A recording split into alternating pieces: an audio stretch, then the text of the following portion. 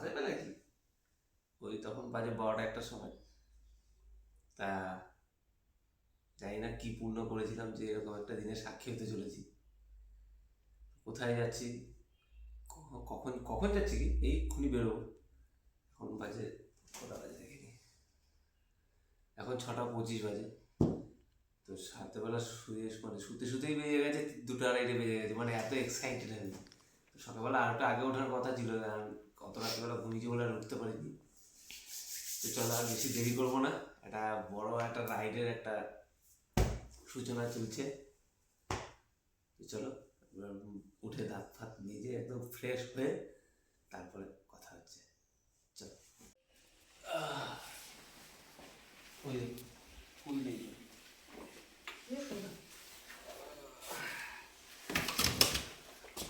সরো সরো দেখি।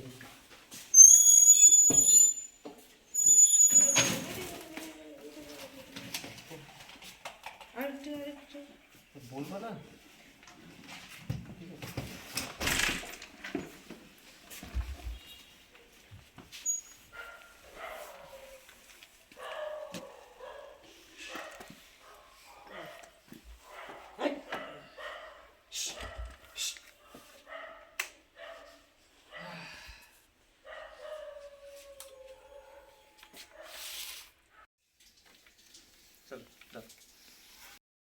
তো ফাইনালি আমরা বেরিয়ে পড়েছি আমাদের আরেকটা স্বপ্নের জায়গায়, রাম মন্দিরের উদ্দেশ্যে। তো বেরোতে বেরোতে এখন 7:30 বেজেই গেছে, কারণ পরশু দিনকে আমরা দীঘা থেকে ফিরেছি আর একটা দিন মাঝে শুধু রেস্ট নিয়েছি। আর কালকে রাত্রে আমাদের হঠাৎ করে ঠিক হলো যাব, এর আগে ঠিকও হয়নি। তো ওই এক রাত্রের মধ্যে ব্যাগ গুছিয়ে কোনো রকমের আবার কিছুটা লাগেজ সকালবেলা প্যাক করলাম, যার ফলে বেরোতে বেরোতেই 7:30 মতন বেজে গেছে। তো এখান থেকে এখন একটু আমার বাড়ি যাব, কারণ সকালে মাকে ফোন করেছিলাম যে রাম মন্দির যাচ্ছি, তা মা বললো যাওয়ার আগে একবার একটু দেখা করে যেতে। তো এখান থেকে মায়ের সাথে একটু দেখা করব, বাবা মায়ের সাথে দেখা করে তারপরে বেরিয়ে যাব। তো ভীষণ একটা এক্সাইটেড হচ্ছে যে 22শে জানুয়ারি এত বড়, মানে পুরো ভারতবর্ষের এরকম এত বড় একটা অনুষ্ঠান পালন হতে চলেছে আমাদের ভারতে। সত্যি আমাদের ভীষণ গর্বের একটা জিনিস হতে চলেছে। তো চলো বাড়ির দিকে যাই, গিয়ে মায়ের সাথে একটু দেখা করে তারপর রাস্তায় যেতে যেতে তোমাদের সাথে আরও কথা হচ্ছে। তো মা আমাকে কিছু হাতে টাকা দিয়ে বলল যে এটা রাম মন্দিরে তুই দিয়ে দিস, মানে আমি আর সুরেশ যে যাচ্ছি এতে বাবা মা এবং বাড়ির সবাই ভীষণ খুশি হয়েছে। আর আমার শাশুড়ি মা এতটাই খুশি হয়েছে, এতটাই উনি আনন্দিত, তো ওনার একটা জমানো ঘট ছিল, সেই ঘরটা ধরেই আমাদেরকে দিয়ে দিয়েছে। আর বলেছেন যে এটা রাম মন্দিরে দিয়ে দিতে, মানে প্রত্যেকে খুব খুশি। তো আমি আমার ছোটো মাসিকেও ফোন করেছিলাম, তো মাসি বলল বাড়ি যাওয়ার আগে আমার বাড়ি হয়ে একবার যেতে। তো সবাই এতটা খুশি আর তার সাথে আমরাও ভীষণ খুশি। সত্যি কথা বলতে রাত্রিবেলা আমাদের হঠাৎ করে ঠিক হলো, আর যার জন্য আমরা রাত্রিবেলা আর সকালবেলা মিলিয়ে কিছু জামাকাপড় গুছিয়ে নিয়ে বেরিয়ে গেছি। তো কাউকে সেভাবে বলতেও পারিনি। তো তোমাদেরকে একটা কথাই বলবো, আজকের এই ভিডিওটা দেখার পর তোমরা হয়তো অনেকেই বলবে যে কেন আমরা রাম মন্দির যাচ্ছি, বা অনেকে ভালো কথাও বলবে আমাদেরকে। তো তোমাদেরকে একটা কথাই বলবো যে এখানে কিন্তু রাম মন্দিরে যাওয়া নিয়ে তোমরা কোনো পার্টিগত ব্যাপার কিন্তু আবার তুলে ধরো না। রাম হচ্ছে আমাদের হিন্দুদের দেবতা, তো সেই কারণে রাম মন্দিরে যাওয়ার অধিকার কিন্তু আমাদের সকলেরই আছে। তো কেউ কাউকে তো জোর করেনি সেখানে যাওয়ার জন্য, আমাদের নিজেদের ইচ্ছা থেকেই আমরা যাচ্ছি। এবং প্রত্যেকটা আপামর ভারতবাসী, আপামর বাঙালি মানুষ সবাই কিন্তু ভালোবাসার টানে, এটা হিন্দুদের দেবতা, সেই টানে কিন্তু রাম মন্দিরে তারা যাচ্ছে। তো এইটা নিয়ে কিন্তু তোমরা আবার কোনো রাজনৈতিক মন্তব্য এখানে করো না। যার ভালো লাগবে সে যেও, যার খারাপ লাগবে সে যেও না। তো তা বলে যে উল্টোপাল্টা মন্তব্য করব সেটা তোমরা করো না, কারণ রাম আমাদের সবারই দেবতা, সবার যাওয়ার অধিকার সেখানে কিন্তু আছে।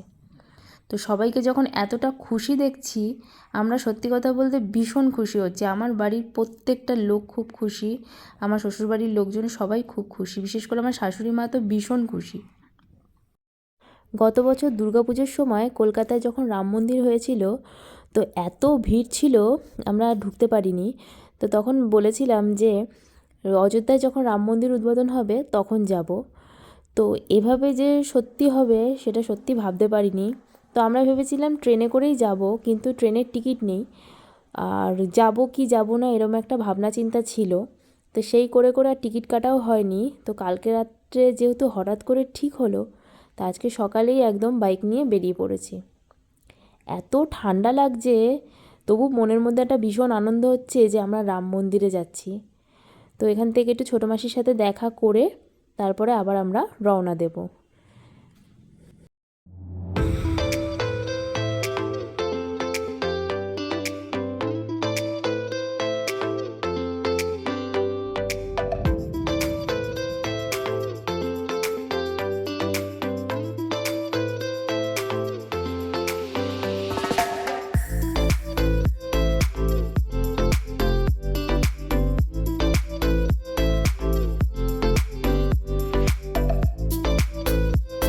তো ছোটো মাসির সাথেও দেখা করাতে ছোটো মাসি কিন্তু আমাকে টাকা দিয়ে বলল যে এটা তুই রাম মন্দিরে দিয়ে দিবি। মানে মাসিমণিও ভীষণ খুশি হয়েছে যে আমরা রাম মন্দির যাচ্ছি। তো চলো সবার এরকম আশীর্বাদ নিয়ে আমাদের যাত্রা আমরা আবার শুরু করি। তো তোমরা ভিডিওটা কিন্তু দেখতে থাকো, তোমাদের ভালো লাগবে আশা করি। তো সামনেই পড়বে হচ্ছে বালি ব্রিজ, আর এটা হচ্ছে দিল্লি রোড। তো এই দিল্লি রোড ধরেই আমরা সোজা এগিয়ে যাব, আর একদম সামনে গিয়ে দুর্গাপুরে একটু দাঁড়াবো, কারণ ওখানে একটু চা খেয়ে নেবো। আর এত ঠান্ডা, হাত পা পুরো জমে যাচ্ছে। তো তবুও খুব ভালো লাগছে যে আমরা এরকম অযোধ্যায় যাচ্ছি, এটা ভেবেই ভীষণ আনন্দ হচ্ছে। তো চলো দুর্গাপুরে গিয়ে একটু চা খেয়ে তারপর তোমাদের সাথে আবার কথা হচ্ছে।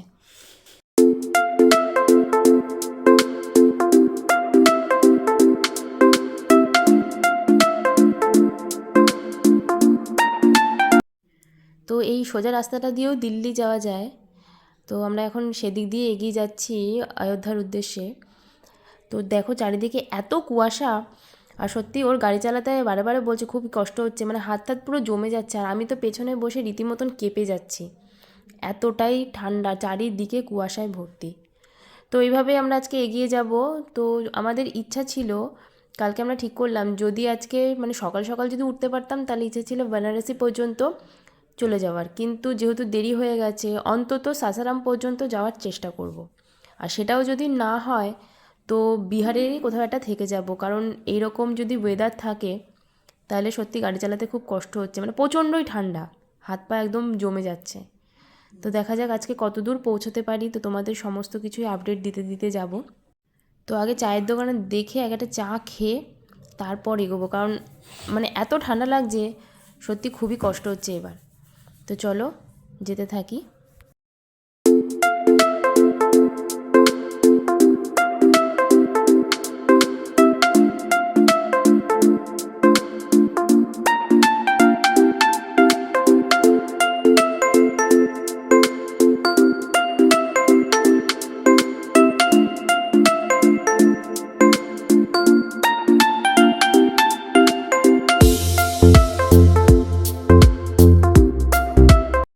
তো এখান থেকে দুর্গাপুর আরও অনেকটাই দূর দেখাচ্ছিল, যে সেই কারণে আমরা দুর্গাপুরের কিছুটা আগে দাঁড়িয়ে চা খেয়ে নিয়েছিলাম। আর রাস্তায় এত জ্যাম, এইরকম জ্যাম হতে হতেই আমরা এগোচ্ছিলাম। তো জানি না কখন গিয়ে পৌঁছাবো, কোথায় পৌঁছাবো, আজকে কত দূর যেতে পারবো কিছুই জানি না। তো সেই রকমই ঠান্ডা লাগছে, আর সূর্যটাও ঠিক মতন উঠছে না, যার জন্য ঠান্ডা আরও বেশি লাগছে।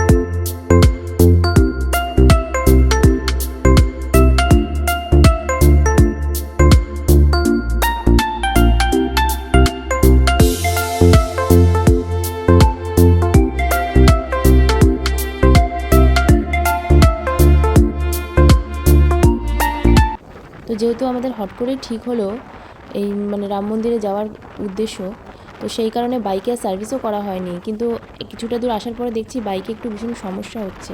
কিছু একটা আওয়াজ হচ্ছে অনেকক্ষণ ধরেই। তো সামনে কোনো একটা গ্যারেজ দেখে দাঁড় করিয়ে নেব, দেখিয়ে নেবো বাইকটায় যে কী সমস্যা হয়েছে।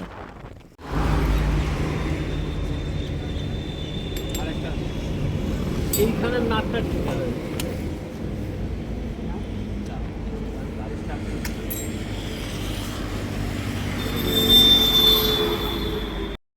তো এখন প্রায় 2:30 মতন বাজে। তো আমরা এখন ধানবাদে এসে পৌঁছেছি। তো এতক্ষণ ধরে ভাবছিলাম যে শুধু কি আমরাই যাচ্ছি, আর কি কেউ যাচ্ছে না। তো হঠাৎ রাস্তায় আরও দুজনের সাথে দেখা হলো, তারা বাঁকুড়া থেকে এসেছে, ওই যে সামনে যাচ্ছে তোমরা দেখো। তো তারাও যাচ্ছে। আর ধানবাদে প্রবেশ করার পর থেকেই চারিদিকে পুরো অরেঞ্জ কালারের পতাকা লাগানো জয় শ্রীরামের, মানে সত্যি দারুণ লাগছিল দেখতে। তো কিছু দূর আসার পর আরও দুজনকে দেখে মনটা সত্যি এবার ভীষণ ভালো লাগছে, যে না সবাই মিলেই আমরা একদম রাম মন্দিরের উদ্দেশ্যে রওনা হয়েছি। তো সত্যি এখানে আসার পরেই চারিদিকে মানে একটা জয় শ্রীরামের ধ্বনি শুনতে শুনতে আমরা এগিয়ে যাচ্ছি, আর এত ভালো লাগছে। আর প্রত্যেকের বাড়িতে দেখতে পাচ্ছি এখানে পতাকা লাগানো আছে, প্রত্যেকের বাড়িতে।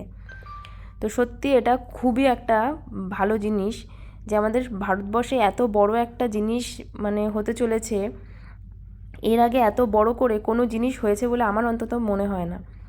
তো সত্যি এটা ভারতবাসী হিসাবে আমার কাছে খুবই একটা গর্বের ব্যাপার। তো চলো সামনে এবার কোনো একটা হোটেল দেখে দুপুরবেলা খাওয়া দাওয়াটা সেরে ফেলবো, কারণ সকাল থেকে শুধু চা বিস্কুটই খেয়ে রয়েছে, আর কোনো কিছুই খাওয়া হয়নি। তো দেখি কোনো হোটেল পাই কি না, সেখানেই আমরা খাওয়া দাওয়া করে নেব। তো চলো যেতে থাকি।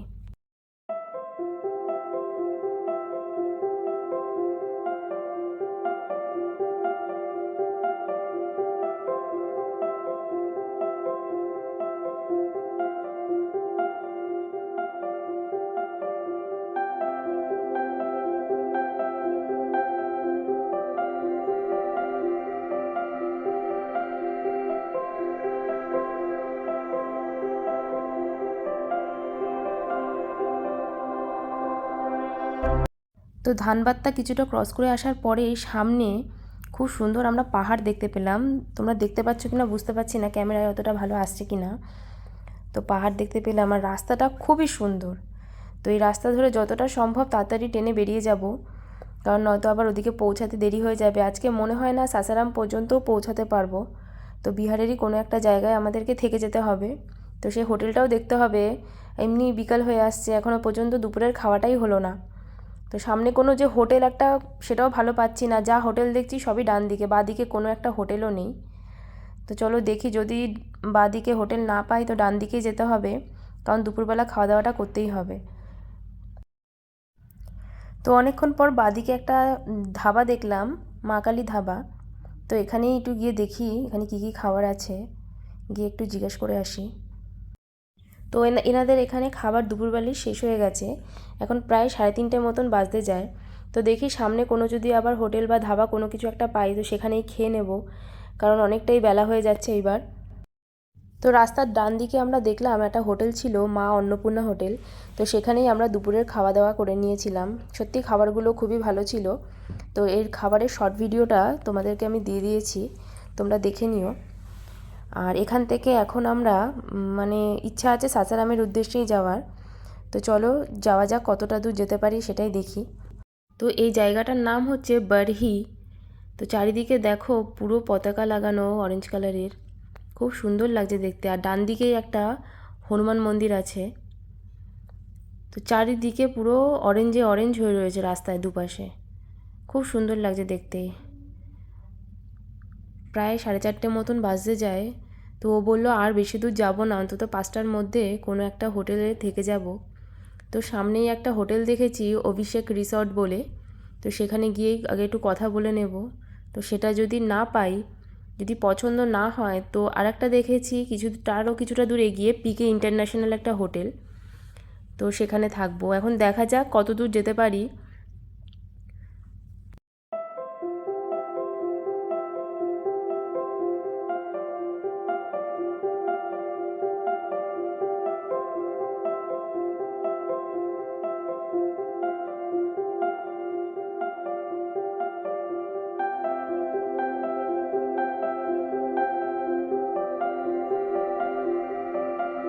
তো অভিষেক গেস্ট হাউস যেটা আমরা দেখেছিলাম সেটা একদমই ভালো ছিল না। উনি 1,500 টাকা ভাড়া বলেছিলেন, রুমটা একদমই ছোট। তো আমরা 1,000 টাকা বলাতে উনি দেয়নি। তো আমরা পরে পিকে ইন্টারন্যাশনাল যে হোটেলটা আছে সেটা দেখেছিলাম, তো সেখানেই আমরা যাচ্ছি। তোমরা দেখে নাও হোটেলের ভিডিওটা। তো বন্ধুরা, আমি এখন এই হোটেলে এসেছি, পিকে ইন্টারন্যাশনাল রিসর্ট। তো এই হোটেলে আমি এসেছি, এখানে তখন বাজে 5:30 বাজে। মানে এত ঠান্ডা লাগছিল, আর মানে সেই সকালবেলা তো ঘুমায়নি রাতে, যার জন্য আর মানে বেশি দূর গেলাম না, এখানে থেকে গেছি।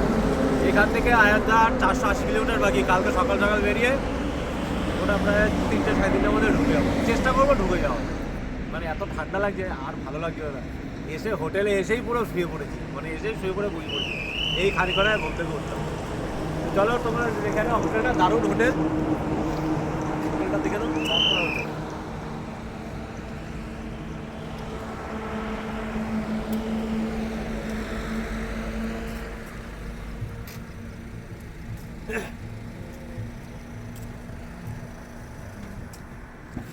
আর এই হোটেলের আমার যে রুম পড়েছিল, সেই রুমটা তোমার 1000 টাকা নিয়েছে।